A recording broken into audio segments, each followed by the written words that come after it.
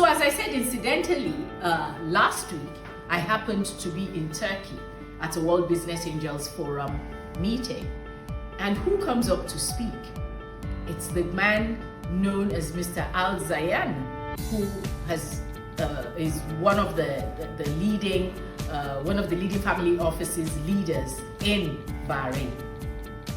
He gave us an interesting analysis of how their family office, which is now about 50 years or something old, has thrived through the ages. And he told us very clearly that the core principles that they had to instill in that family office system was one which says we might be the owners, but we don't have to be the managers.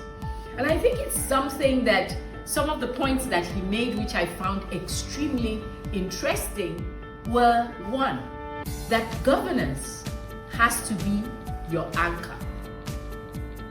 Family charters and constitutions, if they're properly written and properly agreed upon, will prevent chaos in times of crisis. The second thing is that agility must be your trunk. There must be a possibility to plan, scenario planning, just like we do in any type of business. And scenario planning and innovation reserves future proof for the wealth. If everything is based on que sera sera, if everything is based on this is our family and we can do what we want, then this family wealth is not likely to survive the first generation. The first generation, the grandmas and the granddads. The second generation, the aunties and the uncles. And now this generation, especially this generation, where many things are coming to play, AI and everything that has to do with technology is also contributing. So you find that our grandfather, the first generation people, were willing to be hands-on. They were willing to, just sit there and be part of it and cut the piece and stick it back. The second generation was that generation that felt, we know what we're doing, so let's get on with it. But as we move towards the third generation, today's generation, we find that if we do not have an agile structure and a structure that anticipates, a structure that ensures that whatever it is we have agreed upon, we stick to it and we run this as this family office as a business should run, we'll find that everything will come crashing.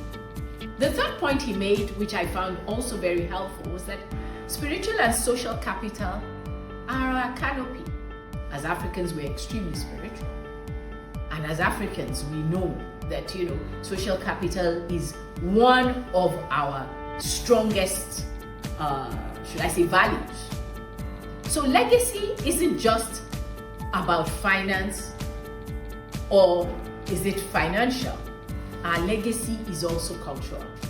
And that in itself is also something that we must keep in mind as we go ahead and try to develop family offices, resources as an alternative to mainstream funding for economic development.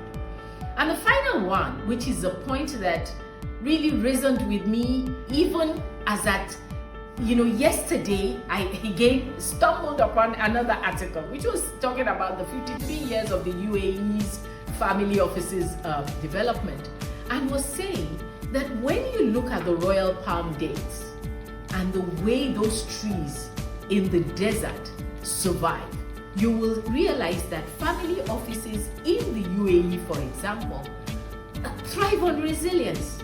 So it's not about luck. It's design, it's intentional. It is something that they are doing out of a desire to let their wealth transcend the ages.